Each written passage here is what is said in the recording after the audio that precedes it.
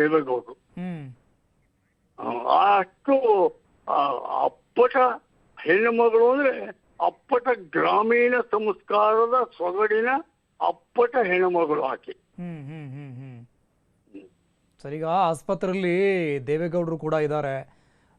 ಪಾಪ ಅವರು ಇಡೀ ವಯಸ್ಸು. ಇಲ್ಲ, ನನಗೆ ಮಧ್ಯಾಹ್ನ ಸುಮಾರು ನಾನು ದೇವೇಗೌಡರು ಇವತ್ತು ಮಧ್ಯಾಹ್ನ 3:15 ನಾನು ಅವ್ರ ಮನೆಗೆ ಹೋಗಿ ಮಾತಾಡ್ಕೊಂಡ್ ಬಂದ್ವಿ. ನಾನು ಅವಾಗ ಒಂದ್ಸಲ ಹೇಳಿದೆ, ಗೌಡ್ರಿಗೆ ಜ್ಞಾಪಿಸ್ತೆ ಮಧ್ಯಾಹ್ನ. ಗೌಡ್ರಿಗೆ ಜ್ಞಾಪಿಸ್ತೆ. ಹಿಂದೊಂದ್ಸಲ ಸಾಮಾನ್ಯ ಹೊರಗಡೆ ಎಲ್ಲ ನಾವು ಮಾತಾಡ್ತೀವಲ್ಲ, ಗೌಡ್ರು ಜ್ಯೋತಿಷ್ಯ ಜಾಸ್ತಿ ನಂಬ್ತಾರೆ ಅಂತ ಹೇಳಿ.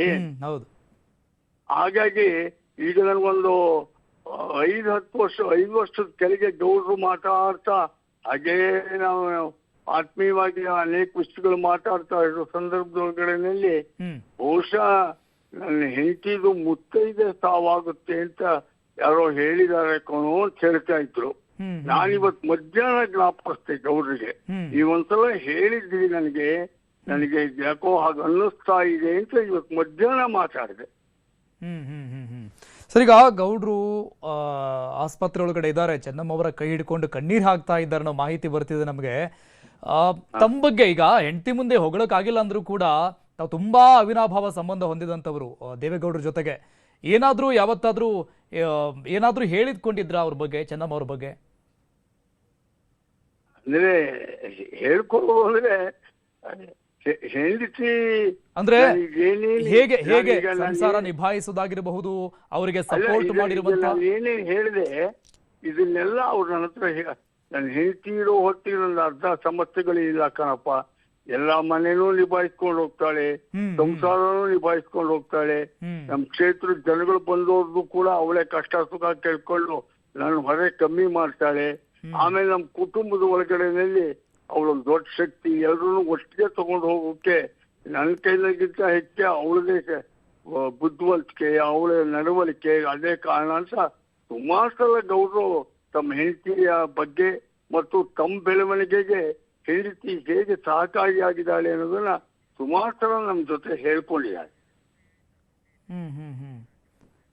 ಸರ್, ಆಸ್ಪತ್ರೆ ಒಳಗಡೆ ಬಿಡಿ, ಅದು ದೇವೇಗೌಡರು ಅವರ ಹೆಂಡತಿ ಒಂದು ಪತಿ ಸಂಬಂಧ ಇದೆಯಲ್ಲ, ಅದು ಆದರ್ಶ ಮತ್ತು ಮಾದರಿ. ಸರ್, ದೇವೇಗೌಡರು ಆಸ್ಪತ್ರೆಯಲ್ಲಿ ಈಗ ಚೆನ್ನಮ್ಮ ಅವರ ಕೈ ಹಿಡ್ಕೊಂಡು ಕಣ್ಣೀರು ಹಾಕ್ತಿದಾರಂತೆ. ನನಗೆ ಆ ಚಿತ್ರಣ ಜ್ಞಾಪಕಕ್ಕೆ ಬರುತ್ತೆ. ಯಾಕೆಂತಂದ್ರೆ ಅವ್ರು ಎಷ್ಟು ಹುಟ್ಟುಹಬ್ಬದಲ್ಲಿ ಆಮೇಲೆ ಇನ್ನೊಂದು ಅವ್ರ ಮನೆಗಳಲ್ಲಿ ದೀಪಾವಳಿ ಹಬ್ಬ, ಯುಗಾದಿ ಹಬ್ಬ, ಗಣಪತಿ ಹಬ್ಬ ಅಂದ್ರೆ ತುಂಬಾ ದೊಡ್ಡ ಹಬ್ಬ. ಆ ದಿನಗಳಲ್ಲಿ ಗಂಡ ಹೆಂಡತಿ ಇಬ್ಬರು ಒಟ್ಟಿಗೆ ದೀಪಾವಳಿ ಹಬ್ಬದ ದಿನ ಗೋಪೂಜೆ ಮಾಡೋದು, ಮನೆಗೆ ಹಸು ಕರೆಸಿ ಪೂಜೆ ಮಾಡಿ ಒಟ್ಟಿಗೆ ಊಟ ಮಾಡೋದು. ಹಬ್ಬ ದಿನಗಳಲ್ಲಿ ದೇವೇಗೌಡರು ಪ್ರಧಾನಮಂತ್ರಿ ಆಗಿರ್ಲಿ, ಮುಖ್ಯಮಂತ್ರಿ ಆಗಿರ್ಲಿ, ದೀಪಾವಳಿ ಹಬ್ಬ, ಯುಗಾದಿ ಹಬ್ಬ, ವರ್ಷಾವಧಿ ಹಬ್ಬ ಅಂತಂದ್ರೆ ಮನೆಯಲ್ಲಿ ಗಂಡ ಹೆಂಡತಿ ಒಟ್ಟಿಗೆ ಊಟ ಮಾಡೋದೆ. ಅಷ್ಟು ಅವರ ಅವಿನಾಭಾವ ಸಂಬಂಧ ಗಂಡ ಹೆಂಡತಿರು. ಗೌಡ್ರದನ್ನ ಹೆಂಗೆ ತಡ್ಕೋತಾರೋ ಈ ವಯಸ್ಸಲ್ಲಿ ಅಂತ ಈಗ ನನಗೆ ಮಧ್ಯಾಹ್ನ ಹೇಳಿದ್ರು. ನೋಡೋ, ನನಗೆ ಅವಳು 4 ವರ್ಷ ಚಿಕ್ಕೋಳು ಕೊಣೋ ನನಗಿಂತ, ಅವಳು 89 ಕೊಣೋ ಅಂತ ಹೇಳ್ತಾ ಇದ್ರು ಮಧ್ಯಾಹ್ನ ನನ್ನ ಹತ್ರ.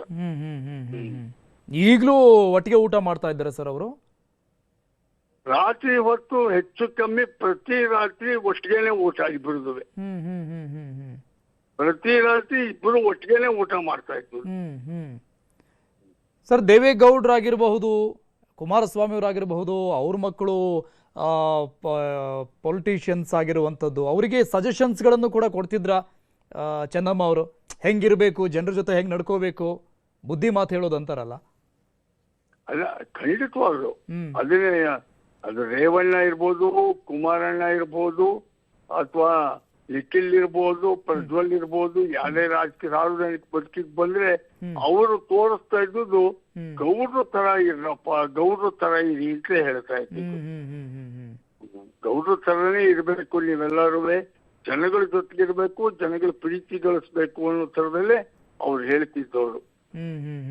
ದೇವೇಗೌಡರಿಗೆ ಆಮೇಲೆ ಎಲ್ಲ ಈ ರಾಜಕೀಯದ ಒಳಗಡೆನಲ್ಲಿ MLC ಮಾಡೋಕೆ, ಆಮೇಲೆ ಮಂತ್ರಿಗಳು ಮಾಡಬೇಕು, MLCಗಳು ಮಾಡಬೇಕು, ಅದು ಮಾಡಬೇಕು, ಇದು ಮಾಡಬೇಕು, ಇಂಥ ಒತ್ತಡಗಳು ಬಂದ್ರೆ ಕೆಲವರೆಲ್ಲರೂ ಅವ್ರು ಚೆನ್ನಮ್ಮನವ್ರ ಹತ್ರ ಹೋಗಿ ಸ್ವಲ್ಪ ಗೌರಿಗೆ ಹೇಳಿ ಹಾಗೆ ಹೀಗೆ ಅಂತ ಕೇಳಿದ್ರೆ, ಇಲ್ಲಪ್ಪ ಅದೆಲ್ಲ ನಮ್ಮ ಯಜಮಾನ್ರು ಕಣಪ್ಪ, ನಾನು ಬರೋಲ್ಲ ಕಣಪ್ಪ, ನಂಗೆ ಗೊತ್ತಿಲ್ಲ, ನಂದೇನಿದ್ರು ಮನೆ ಆಯ್ತು ನಾನಾಯ್ತು ಕಣಪ್ಪ ಅಂತ ಹೇಳಿ ಹೇಳೋದ್ರೆ ಹೊರತು ಆ ದೇವೇಗೌಡರ ರಾಜಕಾರಣದಲ್ಲಿ ಹಸ್ತಕ್ಷೇಪ ಮಾಡ್ತಾ ಇದ್ದೀಗ.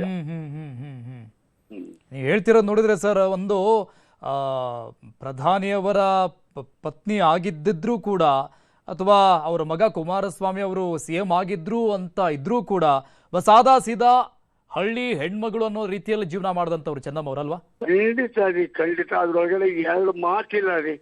ನಾನಂತೂ ನನ್ನ ಅವರ ಒಡನಾಟ 50 ವರ್ಷದ್ದು. ನಾನು 50 ವರ್ಷಗಳಿಂದ ಅವ್ರ ಎಲ್ಲಾ ತರದ 7 ಬೀಳುಗಳನ್ನ, ದೇವೇಗೌಡರ ರಾಜಕೀಯದ 7 ಬೀಳುಗಳನ್ನ ನೋಡ್ಕೊಂಡು ಬಂದವನು. ಅದ್ರೊಳಗಡೆನಲ್ಲಿ ಸ್ವಲ್ಪ ಮಟ್ಟಿಗೆ ಸ್ವಲ್ಪ ಸಣ್ಣ ಪ್ರಮಾಣದಲ್ಲಿ ಭಾಗಿಯಾಗಿದ್ದವನು. ಹಾಗಾಗಿ ನನ್ನ ಸುದೀರ್ಘ ಅನುಭವದೊಳಗಡೆ ಹೇಳ್ತೀನಿ, ಆಕೆ ಎಂದೂ ಕೂಡ ಮುಖ್ಯಮಂತ್ರಿ ಪ್ರಧಾನಮಂತ್ರಿ ಅಂತ ಹೇಳಿ ಹೊಮ್ಮು ಬಿಮ್ಮು ಈ ತರದ ಶೋ ಅಂತೀವಲ್ಲ, ಹೈಫೈ ಅಂತೀವಲ್ಲ, ಆ ತರದ ನೇಚರ್ನವರೇ ಅಲ್ಲ. ಅವ್ರೇನಿದ್ರು ಸಾದಾ ಸೀದಾ ಗ್ರಾಮೀಣ ಅಪ್ಪಟ ಸಂಸ್ಕಾರವಂತ ಹೆಣ್ಮಗಳು. ದತ್ತ ಸರ್, ತಮ್ಮ ಮನೆಗೆ ಯಾವಾಗಾದ್ರೂ ಬಂದಿದ್ರಾ ದಂಪತಿ ಸಮೇತವಾಗಿ ಚೆನ್ನಮ್ಮ ಅವರು? ಅಯ್ಯೋ, ಸುಮಾರು ಸಲ ನಮ್ಮ ಮನೆಗೆ ಬಂದಿದ್ದಾರೆ, ಸುಮಾರು ಸಲ ನಮ್ಮ ಮನೆಗೆ ಬಂದಿದ್ದಾರೆ. ನಮ್ಮನೆಯಲ್ಲಿ ಮಂಗಳ ಕಾರ್ಯಗಳಿಗೂ ಬಂದಿದ್ದಾರೆ, ದುಃಖದ ಕಾರ್ಯಗಳಲ್ಲಿ ಧೈರ್ಯ ತುಂಬಕ್ಕೂ ಬಂದಿದ್ದಾರೆ. ಬಂದಾಗೆಲ್ಲ ಅಂದ್ರೆ ಯಾವ್ದಾದ್ರು ಫಂಕ್ಷನ್ಸ್ ಬಂದಾಗ ನಮ್ಮ ಅಕ್ಕ ತಂಗಿ, ನಂದು ದೊಡ್ಡ ಕುಟುಂಬ, ನಮ್ಮ ಅಕ್ಕ ತಂಗಿ, ನನ್ನ ಮಗಳು, ನನ್ನ ಅಳಿಯ ಎಲ್ಲ. ನನ್ನ ಮಗಳು ಅಳಿಯನ್ನಂತೂ ಬಹಳ ಇಷ್ಟಪಟ್ಟಿದ್ರು. ನಿನ್ನ ಮಗಳು ಬಹಳ ಚೆನ್ನಾಗಿದ್ದಾಳೆ, ಮುದ್ದಾಗಿದ್ದಾಳೆ ಅಂತೆಲ್ಲ ಹೇಳ್ತಿದ್ರು. ಆಮೇಲೆ ಅವಳು ಅಮೆರಿಕಾದಲ್ಲಿ ಬಂದಾಗ ಒಂದ್ಸಲ ಕರ್ಕೊಂಡು ಬಾ ಅಂತೂ ಕೂಡ ಹೇಳ್ತಾ ಇದ್ರು. ಹಾಗಾಗಿ ಆಮೇಲೆ ನನ್ನ ಮಗಳಿಗೆ ಹೆಣ್ಮಗು ಆಗಿದೆ ಅಂತ ಹೋಗಿ ಹೇಳಿದೆ. ಬಿಡೋ ಒಳ್ಳೇದಲ್ವೇನೋ, ಖುಷಿ ಆಯ್ತು ಕೊಡೋ ಅಂತ ಹೇಳಿದ್ರು. ಹಾಗಾಗಿ ಅಲ್ಲಿ ನನ್ನ ಕುಟುಂಬದ ಎಲ್ಲ ಸದಸ್ಯರ ಪರಿಚಯನೂ ಆಕೆಗಿತ್ತು. ಸರ್, ಮನೆಗೆ ಬಂದಾಗೆಲ್ಲ ಸುಮಾರು ಸಲ ನಮ್ಮ ಮನೆಗೆ ಬಂದಿದ್ದಾರೆ. ರಾಜಾಜಿನಗರದಲ್ಲಿ ನಮ್ಮ ಮನೆ, ರಾಜಾಜಿನಗರದ ನಮ್ಮ ಮನೆಗೆ ಸುಮಾರು ಸಲ ಬಂದಿದ್ದಾರೆ. ಆಮೇಲೆ ನಮ್ಮ ಆಪ್ತೇಷ್ಟು ಮದ್ವೆ ಗಿದ್ವೆ ಅಂದ್ರೆ ಗೌಡ್ರು ಬರೋಕ್ಕಾಗಲ್ಲ ಅಂದ್ರೆ ಗೌಡ್ರು ಚೆನ್ನಮ್ಮನ ಕಳಿಸ್ತೀವಿ, ನಾವು ಹೆಂಡತಿ ಕಳಿಸ್ತೀನಿ ಕೊಡೋನವರು. ಹಾಗಾಗಿ ನಮ್ಮ ಮನೆಯಲ್ಲಿ ಏನೇ ಒಂದು ಸಣ್ಣ ಪುಟ್ಟ ಕಾರ್ಯಕ್ರಮ ಅಂದ್ರೂ ಕೂಡ ಅವ್ರು ಬಂದು ಭಾಗವಹಿಸ್ತಾ ಇದ್ರು. ಸರ್, ಹೇಳಿದ್ರಿ ಸುಮಾರು ಸಾರಿ ಚೆನ್ನಮ್ಮ ಅವರು ಮನೆಗೆ ಬಂದಾರೆ ಫಂಕ್ಷನ್ಸ್ಗಳ ನಡೆದಾಗೆಲ್ಲ ಅಂತ. ತಮ್ಮ ಧರ್ಮಪತ್ನಿಯವರ ಜೊತೆಗೆಲ್ಲ ಒಡನಾಟ ಹೇಗಿತ್ತು ಚೆನ್ನಮ್ಮ ಅವರದು ಆ ಟೈಮಲ್ಲಿ, ಬಂದಂತ ಟೈಮ್ನಲ್ಲಿ? ಅಂದ್ರೆ ಅದು ನನ್ನ ಹೆಂಡತಿ ಕ್ಯಾನ್ಸರ್ ಇಂದ ಸತ್ತಾಗಲಂತೂ ತುಂಬಾ ನೋವು ಪಟ್ಕೊಂಡ್ರು. ಯಾಕೆಂದ್ರೆ ನಂದು ಜೀವನ ಬರೀ ಕಷ್ಟದಲ್ಲೇ ಬಂದು